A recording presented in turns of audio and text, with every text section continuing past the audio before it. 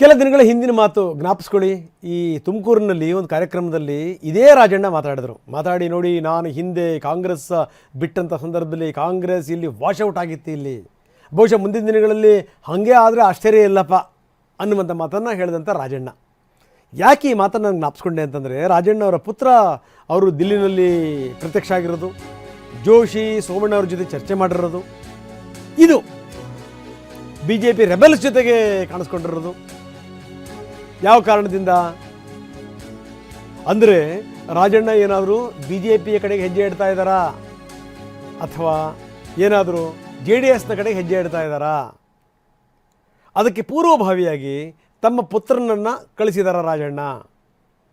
ನೋಡಿ, ಒಂದು ಕಡೆಗೆ ರೆಬೆಲ್ ನಾಯಕರು ಕುಮಾರ್ ಬಂಗಾರಪ್ಪನವ್ರನ್ನ ಭೇಟಿ ಮಾಡಿರೋ ರಾಜಣ್ಣ ಪುತ್ರ ರಾಜೇಂದ್ರ, ಇನ್ನೊಂದು ಕಡೆಗೆ ಜೋಶಿಯವ್ರನ್ನ ಭೇಟಿ ಮಾಡಿದ್ದಾರೆ, ಸೋಮಣ್ಣವ್ರನ್ನ ಭೇಟಿ ಮಾಡಿದ್ದಾರೆ. ಯಾಕೆ ಇದ್ದಕ್ಕಿದ್ದಾಗೇನೆ ಈ ಭೇಟಿಗಳಾಗ್ತಾ ಇವೆ, ಎಂದೂ ಇಲ್ಲದಂಥ ಭೇಟಿಗಳು? ಇದು ಗಮನಿಸಬೇಕಾದಂಥ ಸಂಗತಿ. ಅಂದರೆ ಒಳಗಿಂದೊಳಗೆ ಏನೋ ನಡೀತಾ ಇದೆ. ಯಾಕಂದರೆ ಅವ್ರಿಗೆ ಗೊತ್ತಾಗ್ಬಿಡ್ತು, DK ಶಿವಕುಮಾರ್ ಮುಖ್ಯಮಂತ್ರಿ ಆಗಿಬಿಟ್ರೆ ಇನ್ನೇನನ್ನೂ ಕೂಡ ಮಾಡಲಿಕ್ಕೆ ಸಾಧ್ಯ ಇಲ್ಲ. ಯಾಕಂದರೆ DK ಶಿವಕುಮಾರ್ ಅವ್ರಿಗೂ ರಾಜಣ್ಣವ್ರಿಗೂ ಎಷ್ಟರ ಮಟ್ಟಿಗೆ ನಂಟಿದೆ ಗೊತ್ತು. ಇನ್ನೊಂದು ಕಡೆಗೆ BJPನಲ್ಲಿ ರೆಬೆಲ್ಸ್ ನಾಯಕರು ತಮ್ಮದೇ ಆದಂಥ ಕಾರ್ಯಚಟುವಟಿಕೆಗಳಲ್ಲಿ ಅವರು ನಿರತರಾಗಿದ್ದಾರೆ. ರಮೇಶ್ ಜಾರಕಿಹೊಳಿ ನೇತೃತ್ವದಲ್ಲಿ ಅವರು ದಿಲ್ಲಿನಲ್ಲಿದ್ದಾರೆ.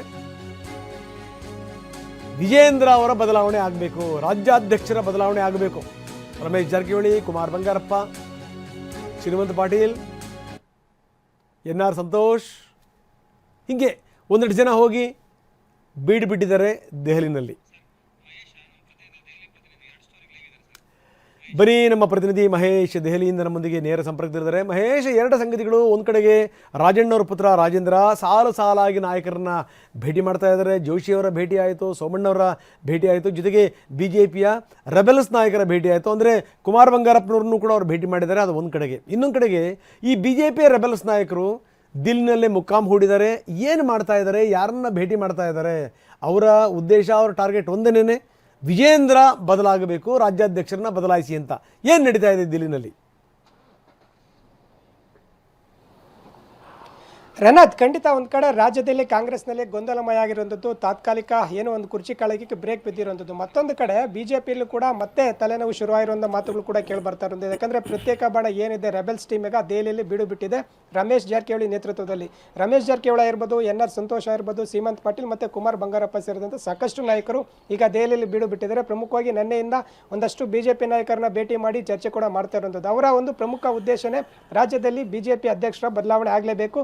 ಮೊದಲಿನಂತೆ ಏನು ಲಿಂಗಾಯತರ ಸಮುದಾಯ ಯಡಿಯೂರಪ್ಪರ ಜೊತೆ ಇಲ್ಲ, ಹೀಗಾಗಿ ವಿಜೇಂದ್ರನ ಬದಲಾವಣೆ ಮಾಡಿ ಹಿಂದುಳಿದ ವರ್ಗಗಳ ಅಥವಾ ಏನು ದಲಿತ ಸಮುದಾಯದ ಒಂದು ರಾಜ್ಯಾಧ್ಯಕ್ಷ ನೇಮಕ ಮಾಡಬೇಕನ್ನೋದು ಪಟ್ಟು ಹಿಡಿದಿರುವಂಥದ್ದು. ಈಗಾಗಲೇ ಸಾಕಷ್ಟು ನಾಯಕರನ್ನ ಭೇಟಿ ಮಾಡಿದ್ದಾರೆ. ಪ್ರಮುಖವಾಗಿ NDA ಮೈತ್ರಿಕೂಟದ ಭಾಗವಾಗಿರುವಂಥ ಕುಮಾರಸ್ವಾಮಿ ಅವರನ್ನ ಭೇಟಿ ಮಾಡಿ ತಡರಾತ್ರಿ ಚರ್ಚೆ ಕೂಡ ಮಾಡಿರುವಂಥದ್ದು. ಕುಮಾರಸ್ವಾಮಿ ಮೂಲಕ ಒಂದು ಒತ್ತಡ ಏರುವಂಥ ಕೆಲಸ ಕೂಡ ಮಾಡ್ತಾ ಇರುವಂಥದ್ದು. ಇದ್ರ ಜೊತೆಗೆ ಈ ಒಂದು ನಾಯಕರ ಜೊತೆನೆ, ಅಂದರೆ ಈಗ ದೆಹಲಿಯ ಕರ್ನಾಟಕ ಭವನದಲ್ಲಿ ಏನು ರಾಜೇಂದ್ರ ಉಳಿದುಕೊಂಡಿದ್ದಾರೆ, ಈ ನೆಲೆಯಲ್ಲಿ ಎಲ್ಲ ನಾಯಕರು ಕೂಡ ಇಲ್ಲೇ ಇರುವಂಥದ್ದು. ಹೀಗಾಗಿ ಕುಮಾರ್ ಬಂಗಾರಪ್ಪ ಮತ್ತು ಅರವಿಂದ್ ಬೆಲ್ಲದ್ ಸೇರಿದಂತೆ ಸಾಕಷ್ಟು ನಾಯಕರು ಇರೋದ್ರಿಂದ ಇದ್ರ ಜೊತೆಗೆ ರಾಜೇಂದ್ರ ರಾಜಣ್ಣ ಏನು ಕಾಂಗ್ರೆಸ್ನ MLC ಆಗಿರುವಂಥ ರಾಜೇಂದ್ರ ರಾಜಣ್ಣ ಅವರು ಕೂಡ ಇರುವಂಥದ್ದು. ಈಗ ಆ ಒಂದು ನಡೆ ಕೂಡ ಅನುಮಾನ ಉಂಟಾಗೋದು ಸಹಜ. ಯಾಕಂದರೆ ಈಗಾಗಲೇ ರಾಜಣ್ಣವರು ಹಿಂದಿನಂತೆ ಹೇಳಿದಂತೆ ನಾನು ಮುಂದಿನ ಬಾರಿ ಯಾವ ಬಾವುಟ ಹಿಡಿತೀನಿ ಅನ್ನೋದು ಕೂಡ ಗೊತ್ತಾಗ್ತಾ ಇಲ್ಲ ಅನ್ನೋ ಮಾತುಗಳು ಕೂಡ ಪರೋಕ್ಷವಾಗಿ ಹೇಳಿರುವಂಥದ್ದು. ಈ ನೆಲೆಯಲ್ಲಿ ಸಾಕಷ್ಟು ಅನುಮಾನಗಳು ಕೂಡ ಮಾಡ್ತಾ ಇದ್ದಾರೆ. ಒಂದು ಕಡೆ ಸೋಮಣ್ಣ ಭೇಟಿಯಾಗಿದ್ದಾರೆ, ಮತ್ತೆ ಜೋಶಿ ಅವ್ರನ್ನ ಕೂಡ ಭೇಟಿ ಮಾಡಿರುವಂಥದ್ದು. ಇವತ್ತು ಕುಮಾರಸ್ವಾಮಿ ಅವ್ರನ್ನ ಭೇಟಿ ಮಾಡಿ ಚರ್ಚೆ ಮಾಡುವಂಥ ಸಾಧ್ಯತೆ ಕೂಡ ಇರುವಂಥದ್ದು. ಒಟ್ಟಾರೆ ಏನು ರಾಜ್ಯದಲ್ಲಿ ಬೇರೆ ಬೇರೆ ವಿಚಾರಗಳು ಗೊಂದಲ ಆಗಿದ್ರು ಕೂಡ ಮತ್ತೊಂದು ಕಡೆ BJP ನಡೆನ JDS ನಡೆನ ಕೂಡ ಸಾಕಷ್ಟು ಮಾತುಗಳು ಕೂಡ ಕೇಳಿ ಬರ್ತಾ ಇದೆ. ರೆಬೆಲ್ ನಾಯಕರು ಸೇರಿದಂತೆ ಸಾಕಷ್ಟು ನಾಯಕರು ದೆಹಲಿಯಲ್ಲಿ ಬೀಡು ಬಿಟ್ಟಿದ್ದಾರೆ.